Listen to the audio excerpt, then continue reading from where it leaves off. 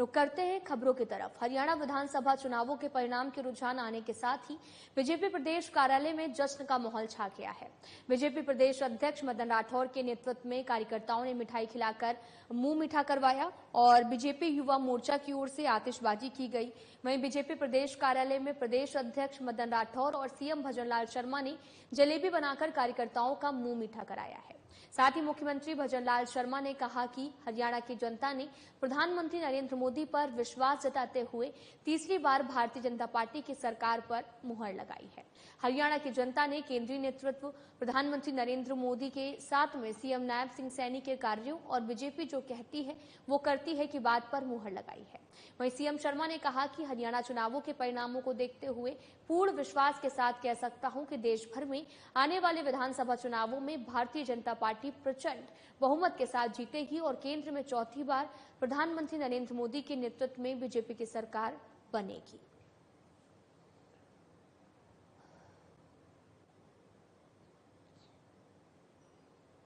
BJP प्रदेश मदन राठौर ने भी नेतृत्व में प्रदेश कार्यालय में दिवाली से पूर्व दिए जलाकर हरियाणा में बीजेपी सरकार की हैट्रिक का जश्न मनाया। शिल्प और माटी कला बोर्ड की ओर से बीजेपी कार्यालय में दीपक से कमल का फूल बनाकर रोशन की गई है। इस दौरान बीजेपी प्रदेश अध्यक्ष मदन राठौर ने कहा कि हरियाणा चुनाव परिणाम ने दिवाली से पूर्व दिए जलाकर जश्न मनाने का अवसर प्रदान किया। दिवाली अंधेरे से रोशनी की ओर ले जाने का पर्व है। ऐसे में जहां पर भी अंधकार है वहां पर बीजेपी की रीति नीति समझाने की भी आवश्यकता है ताकि वे जागृत हो जाएं और बीजेपी जैसे देश की प्रतिष्ठा बढ़ाने वाली और संस्कारवान पार्टी के साथ जुड़ जाएं। इस दौरान शिल्प और माटी कला बोर्ड के चेयरमैन प्रहलाद राय टांक और विधायक हमीर सिंह भयाल और बीजेपी उपाध्यक्ष मुकेश दादीज, बीजेपी महामंत्री श्रवण सिंह बगड़ी और साथ ही बीजेपी प्रदेश मंत्री भूपेंद्र सैनी सहित बीजेपी पदाधिकारी और कार्यकर्ता उपस्थित रहे हैं।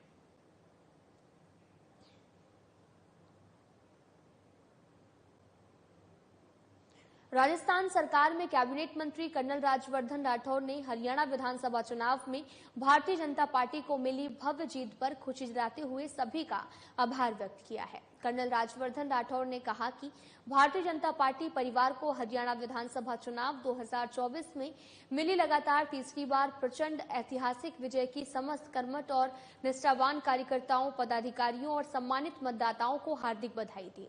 साथ ही राठौर ने कहा कि जम्मू कश्मीर विधानसभा चुनाव 2024 में मिला जनादेश, जन समर्थन और जन सहयोग स्वागत योग्य है और इस बार के चुनाव में जनता जनार्दन की ओर से भारी संख्या में किया गया मतदान लोकतंत्र के महोत्सव में अभूतपूर्व उत्साह को दर्शाता है। आपको बताते चले कि राजस्थान सरकार में कैबिनेट मंत्री कर्नल राज्यवर्धन राठौर ने हरियाणा विधानसभा चुनाव में भारतीय जनता पार्टी को मिली जीत पर खुशी जताते हुए आभार भी व्यक्त किया है। और जिसके बाद आपको यह भी बताते चलें कि कर्नल राज्यवर्धन राठौर ने कहा भारतीय जनता पार्टी जो है वो परिवार को हरियाणा विधानसभा चुनाव 2024 को मिली लगातार तीसरी बार प्रचंड ऐतिहासिक विजय की समस्त कर्मठ और निष्ठावान कार्यकर्ता, पदाधिकारी और सम्मानित मतदाताओं को बधाई दी है।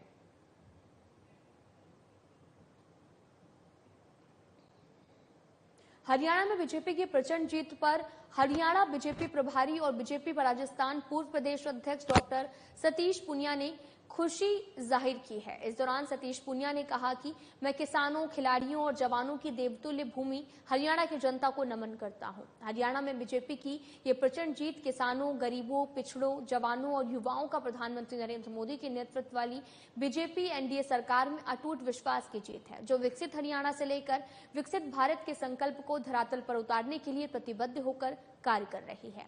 वहीं उन्होंने ये भी कहा कि हरियाणा में बीजेपी की जीत का श्रेय बीजेपी केंद्रीय नेतृत्व और विकसित भारत के शिल्पकार प्रधानमंत्री नरेंद्र मोदी और गृह मंत्री अमित शाह, बीजेपी के राष्ट्रीय अध्यक्ष जेपी नड्डा और पार्टी के सभी प्रमुख नेताओं और कार्यकर्ताओं को जाता है, जिन्होंने एक मजबूत और परिश्रमी टीम के रूप में काम कर एक अच्छी रणनीति के जरिए जीत हासिल की है।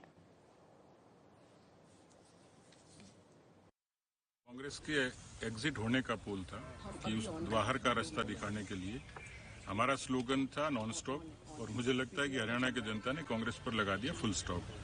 हम लोग आशान्वित थे और इस हमारे इस भरोसे का जो बड़ा कारण था वो हरियाणा की राजनीतिक पृष्ठभूमि भी रही है। हरियाणा का जो आम आवाम है मोटे तौर पर वो एक एंटी कांग्रेस सेंटीमेंट से जुड़ा हुआ है।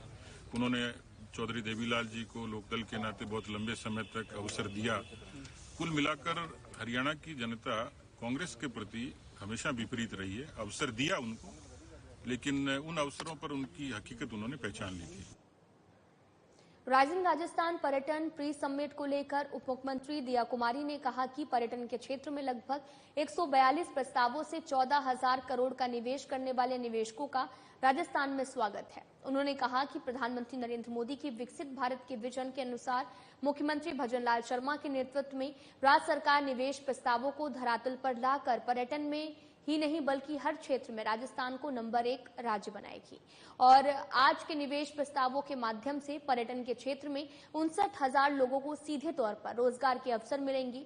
वहीं दिया कुमारी ने कहा कि आगामी 7 और 9 मार्च 2025 को आईफा 25 का जयपुर में ऐतिहासिक आयोजन किया जाएगा, जो कि राजस्थान में पर्यटन के नए द्वार खोलेगा। इस आयोजन से राजस्थान के पर्यटन को नई ऊंचाइयां भी मिलेंगी।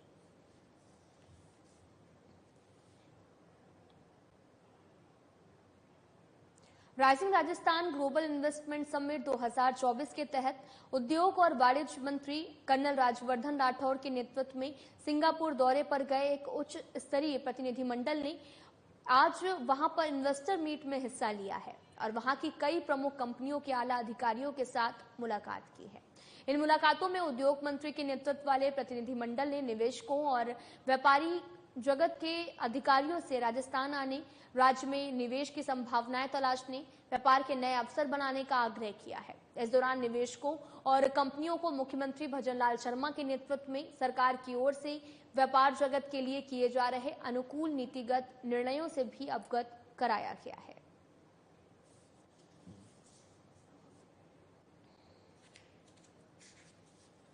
आपको बताते चलें कि rising Rajasthan global investment summit 2024 के तहत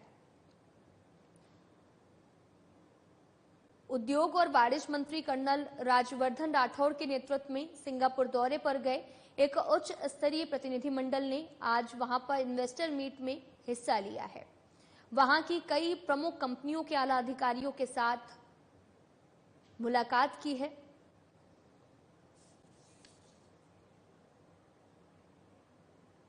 केंद्रीय भेड़ और ऊन अनुसंधान संस्थान अविका नगर में मंगलवार को एक दिवसीय भेड़, बकरी और खरगोश उद्यमियों के लिए राष्ट्रीय पशुधन योजना मिशन पर केंद्रित कार्यशाला आरंभ 2.0 का आयोजन जो है वो किया गया। कार्यशाला में मुख्य अतिथि के रूप में पहुंचे केंद्र सरकार के पशुपालन, मत्स्य और डेयरी मंत्री एसपी सिंह बघेल ने कहा कि वर्तमान समय में किसानों और पशुपालकों को परंपरागत खेती और पशुपालन के स्थान पर नवीन तकनीकी को अपनाना चाहिए। पीएम नरेंद्र मोदी का प्रयास है कि किसानों की आमदनी दोगुनी हो ताकि वो आर्थिक रूप से संपन्न हो सके। ये तभी संभव है जब हम उन्नत वैज्ञानिक तकनीक और नस्लों का चयन करके खेती और पशुपालन का कार्य करेंगे। और वहीं उन्होंने गाय और भैंस में कृत्रिम गर्भधारण के उपयोग पर जोर दिया, जिसमें देश को दुग्ध उत्पादन में बढ़ोतरी के साथ बेसहारा गौवंश से मुक्ति मिले। अनुसंधान केंद्र अविका नगर में आने का मौका मिला, जिसमें बकरी, भेड़ और खरगोश के पशुपालकों कैसे उनकी यील्ड बढ़ाई जा सके, कैसे बीमारियों पर नियंत्रण किया जा सके, कैसे वैक्सीनेशन के बारे में। कुछ महिलाओं को उसकी किट दी है, सारे किट दी है, भर्ती दी है, सिलाई मशीन भी दी है, मेडिकल सर्टिफिकेट दी है। उद्देश्य ये है कि वैज्ञानिकों की बातें लैब वाली लैंड तक पहुँच सके, ज़मीन तक पहुँच सके। जहाँ तक ये तो एक गाय, उसका बकरी और भेड़ और दुम्बा खरगोश का अनुसंधान केंद्र है, लेकिन हमारे पास गाय और भैंस के भी अनुसंधान केंद्र है। कई ICAR की संस्थाओं में गाय और भैंस पर, जैसे आनंद में बहुत काम हो रहा है। ऐसे यशस्वी प्रधान मोदी जी ने जो नवाचार किए हैं, मैं चाहता हूँ कि आज यहाँ आए हमारे किसान उसका बेनिफिट लें। और मैंने उनसे निवेदन किया है कि हमारे यहाँ के करने के लिए भेड़ और बकरी के अलावा हमारे गोपालन के लिए, हमारे भैंसों के लिए, इनके लिए कुछ ऐसा नवाचार देखा जाए। वो भी संस्थान के यहाँ पे आधुनिक तरीके से हमारे गाँवों का संवर्धन हो, हमारे भैंसों का संवर्धन हो। यहाँ डेयरी के लिए, हमारे डेयरी के लिए कोई ऐसे साइंस के सब्जेक्ट खोले, डेयरी विज्ञान का खोले, हमारे और भी एग्रीकल्चर के साथ साथ जो भी हमारे पशुपालन के लिए महाविद्यालय खोले सेंटर से, जिससे यहाँ के किसानों के बच्चे पढ़े लिखे और आधुनिक तरीके से खेती करें, आधुनिक तरीके से पशुपालन का करें। राजस्थान विधानसभा अध्यक्ष वासुदेव देवनानी ने मंगलवार को विधानसभा में मथुरादास माथुर पोलो कप पोस्टर का विमोचन किया है। ये पोलो मैच 26 अक्टूबर को राजधानी के राजस्थान पोलो क्लब में आयोजित होगा। पोस्टर विमोचन करते हुए देवनानी ने पोलो कप के लिए आयोजकों को बधाई दी है।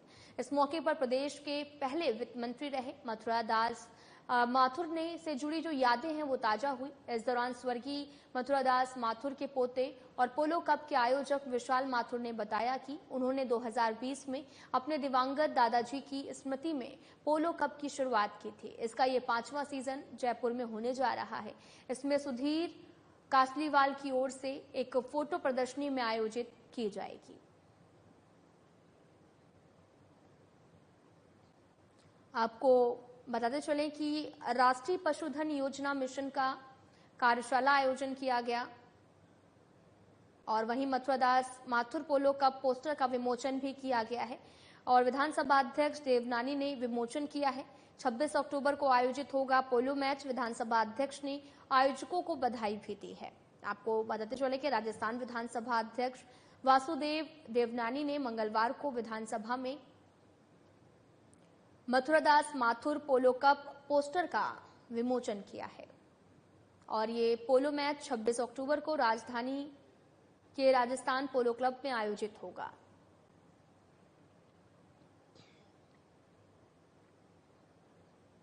राज्य सरकार की योजना के तहत 1962 कॉल सेवा का राजगढ़ में बीजेपी मंडल अध्यक्ष राहुल दीक्षित, पशु चिकित्सक प्रभारी डॉक्टर मोहनलाल मीना और रेड्डी श्रीकांत सैदावत पशु चिकित्सक कौशल किशोर ने विधिवत रूप से शुभारंभ कर रवाना किया है। 1962 मोबाइल वेटनरी वैन पशुपालकों के द्वार पहुंचकर पशुओं का निःशुल्क उपचार करेगी।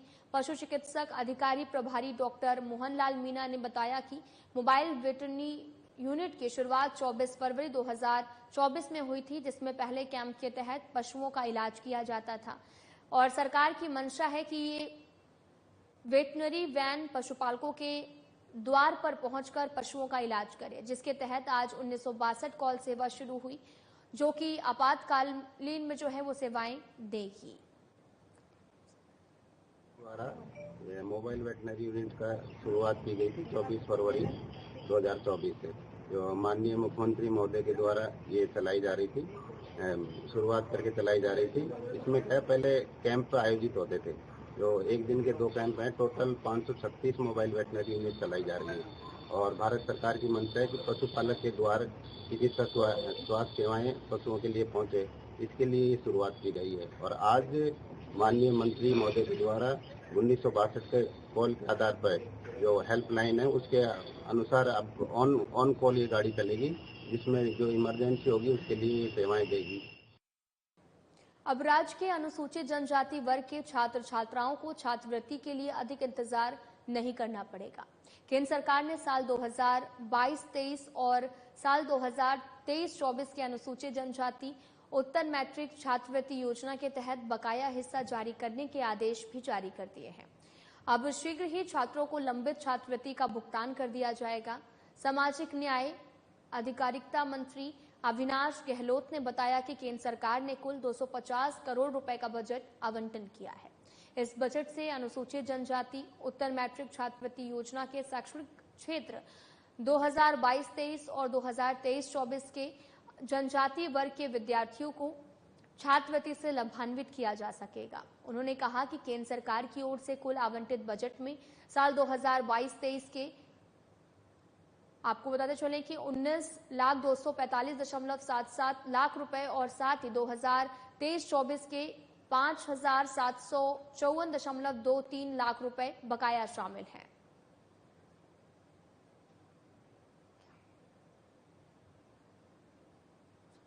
आपको बताते चलें कि पूरा मामला जो है वो जयपुर से है, जहां पर अनुसूचित जनजाति वर्ग के लिए खुशखबरी है। विद्यार्थियों को शीघ्र जारी होगा छात्रवृत्ति।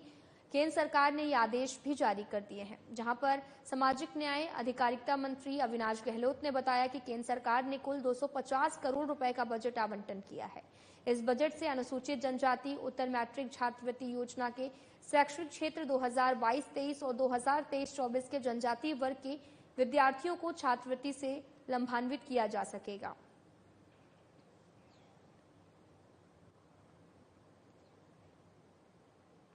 प्रदेश के मेडिकल कॉलेज से जुड़े अस्पतालों में चिकित्सालय और व्यवस्थाओं के साथ साथ भवनों की स्थिति में सुधार के लिए मेंटेनेंस कार्यों पर योजनाबद्ध रूप से कार्य किया जाएगा। चिकित्सक शिक्षा सचिव अमरीश कुमार ने मंगलवार को सवाई मानसिंह मेडिकल कॉलेज से समृद्ध सागरनेरी गेट स्थित महिला चिकित्सालय के निरीक्षण के दौरान इस संबंध में अधिकारियों को दिशा निर्देश दिए गए हैं। वहीं चिकित्सक शिक्षा सचिव ने कहा कि निरीक्षण के दौरान महिला चिकित्सालय में स्वास्थ्य सुविधाएं संतोषजनक पाई गई हैं, लेकिन भवन की स्थिति में सुधार की आवश्यकता है। उन्होंने महिला चिकित्सालय में भी कई मेंटेनेंस कार्यों के लिए जल्द एस्टीमेट तैयार करने के निर्देश दिए हैं। साथ ही उन्होंने ये भी कहा कि अस्पताल में 5 वर्षीय प्लान बनाकर समेकित रूप से मेंटेनेंस कार्य करवाए जाएं। महिला चिकित्सालय का यहां पर निरीक्षण किया, शिक्षा सचिव ने जायजा लिया है और अधिकारियों को तमाम तरह के दिशा निर्देश भी दिए गए हैं। अस्पताल भवनों का अब मेंटेनेंस भी किया जाएगा। प्रदेश के मेडिकल कॉलेज से जुड़े अस्पतालों में चिकित्सक व्यवस्थाओं के साथ साथ भवनों की स्थिति में सुधार के लिए मेंटेनेंस कार्यों पर योजनाबद्ध रूप से तैयार किया गया है और यहां पर अब कार्य भी किया जाएगा।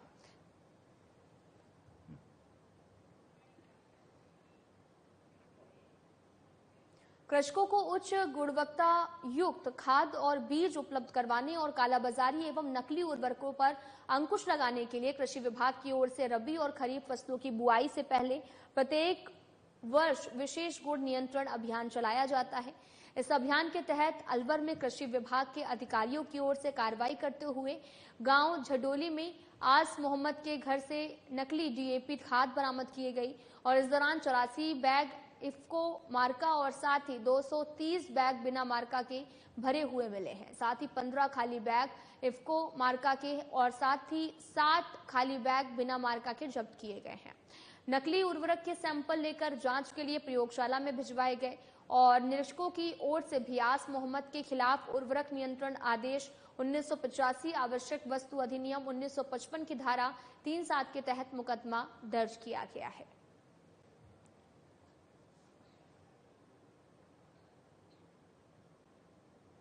खबर टोंक से है, जहां पर दूनी पुलिस ने क्षेत्र में अवैध शराब के खिलाफ कार्रवाई करते हुए 700 लीटर वाश और उपकरणों को पुलिस ने नष्ट कर दिया है और 2 लीटर अवैध हथकंड शराब भी जब्त की गई है। दूनी थानाधिकारी सरवर खान ने बताया कि अवैध शराब के विरुद्ध चलाए जा रहे अभियान के दौरान पुलिस टीम का गठन किया गया है।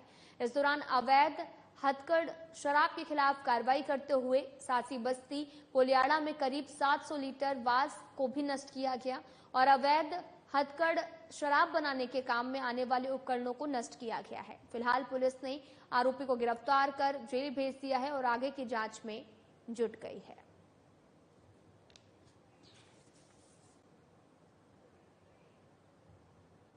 टोंक पुलिस ने बाइक चोरी के आरोप में आरएसी के बर्खास्त सिपाही को गिरफ्तार किया है। मिली जानकारी के अनुसार बाइक चोरों को गिरफ्तार करने के लिए कोतवाली थानाधिकारी भंवरलाल वैष्णव के नेतृत्व में कार्रवाई करते हुए बाइक चोरी के मामले में आरएसी के बर्खास्त कांस्टेबल संजय कुमार गहलोत उर्फ सोनू को गिरफ्तार कर उसके कब्जे से बाइक बरामद की है।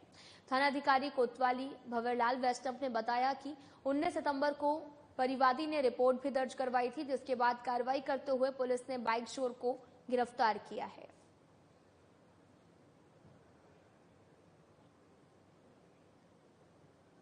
मानसून में बीती रात्रि को भीषण सड़क हादसा हो गया। इस दौरान Narayanpur road Chhatarpur bus stand के पास अज्ञात वाहन ने बाइक को टक्कर मार दी है, जहां बाइक सवार व्यक्ति गंभीर रूप से घायल हो गया। वहीं घायल को बानसूर के उपजिला अस्पताल में भर्ती करवाया गया, जहां डॉक्टर ने उसे मृत घोषित कर दिया। फिलहाल पुलिस पूरे मामले की जांच में जुटी हुई है। आपको बताते चलें कि मानसून में बीती रात भीषण सड़क हादसा हो गया है और इसके बाद में आपको यह भी बताते चलें कि Narayanpur road Chatarpura bus stand के पास अज्ञात वाहन ने बाइक को टक्कर मार दी, जहां पर बाइक सवार व्यक्ति गंभीर रूप से घायल हो गया, जिसे अस्पताल में भर्ती कराया गया और जहां पर डॉक्टरों ने उसे मृत घोषित कर दिया।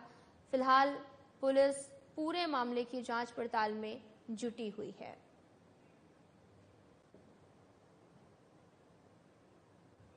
सरमथुरा कस्बे में इन दिनों नवरात्रि पर्व को लेकर धूम मची हुई है और जगह जगह माता रानी के पंडाल सजाए गए हैं, जिनमें सुबह शाम भक्तों के द्वारा आरती करते हुए प्रसादी वितरण की जा रही है। साथ ही माता रानी के दरबार में सुंदर सुंदर झांकियां भी सजाई जा रही हैं। इसी कड़ी में पुराना बस स्टैंड सेवा समिति के द्वारा भी माता रानी के दरबार में जागरण का आयोजन किया गया है। इसमें लोक कलाकारों ने एक से बढ़कर एक माता गीत और लंगूरिया गाकर माहौल को भक्तिमय बना दिया है और साथ ही स्थानीय कलाकार विष्णु कुमार सोनी ने अपनी भजनों से भक्तों का मन मोह लिया। उनके भजनों पर लोग झूमने को मजबूर हो गए। साथ ही इसके बाद गायक कलाकार सोमू जादौन ने माता गीत गाकर माहौल में चार चांद लगा दिए।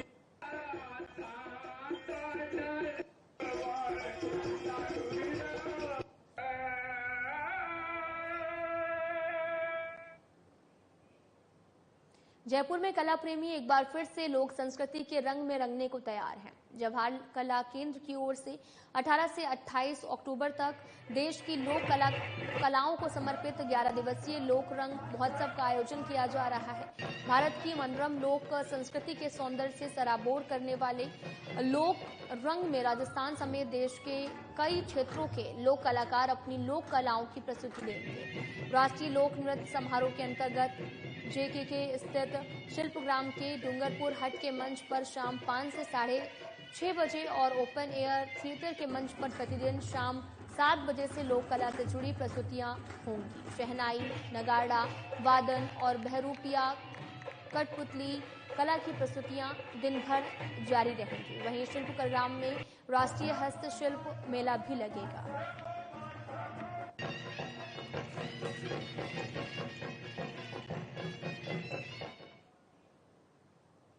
राजगढ़ कस्बे के कुंड मोहल्ला में कार का एक टायर 2 चोर चोरी करके ले गए हैं। दोनों चोर उक्त वारदात को अंजाम देते हुए सीसीटीवी में कैद हो गई है, जिसकी सूचना राजगढ़ पुलिस को दी गई है। रेखाबाई ने बताया कि उनकी कार कुंड मोहल्ले पर खड़ी हुई थी। देर रात अज्ञात चोर कार का एक टायर चोरी कर ले गए हैं। सीसीटीवी में 2 चोर कार के टायर को खोलकर ले जाते हुए दिख रहे हैं, जिसकी सूचना राजगढ़ पुलिस को दी गई है। पुलिस ने मौके पर पहुंचकर घटनास्थल का जायजा लिया है। पुलिस सीसीटीवी खंगालकर चोरों के तलाश में जुटी हुई है। 1:45 पर मेरी गाड़ी के टायर खोले गए। 1:45 पर पहली बार वो आए, फिर रात्रि 2 सवा 2 के लगभग करीब आए, 3 बजे आए, फिर 3 बजे सवा 3 बजे वो गाड़ी के टायर खोल के ले गए। ये घटना का पता हमें हमारी गाड़ी के टायर खुलने के बाद हमने हमारे घर के कैमरे चेक करे कि रात्रि में कितने बजे से कितने बजे तक आए। तो हमने कैमरे चेक करे तो हमें हमारे ही कैमरों में हमें वो 2 बंदे नजर आए, मगर उन बंदों की कोई पहचान नहीं है। ना पहचान होने के कारण, ना मोहल्ले के होने के कारण अभी तो ऐसा लगा नहीं कि आस पास के हैं, मगर वो बंदे पहचान नहीं आ रहे। मुँह पे उन्होंने कपड़ा बांध रखा था जी। दूसरी बात यह है कि इस घटना की सूचना हमने राजगढ़ थाने में भी दर्ज कराई हुई है। बांसुर पुलिस को रात्रि गश्त के दौरान गाड़ी में तलाशी के दौरान 3,95,000 रुपए कैश मिले हैं। पुलिस ने आरोपी को गिरफ्तार कर लिया है। मिली जानकारी के अनुसार जब्त सुधा राशि किसी अवैध कार्य में संलिप्त होने की पूरी संभावना है। थाना अधिकारी सुरेंद्र मलिक ने बताया कि रात्रि को पुलिस ने गश्त के दौरान एक लाल रंग की हरियाणा नंबर की गाड़ी को चेकिंग के दौरान रोका तो तलाशी के दौरान बड़ी रकम मिली है।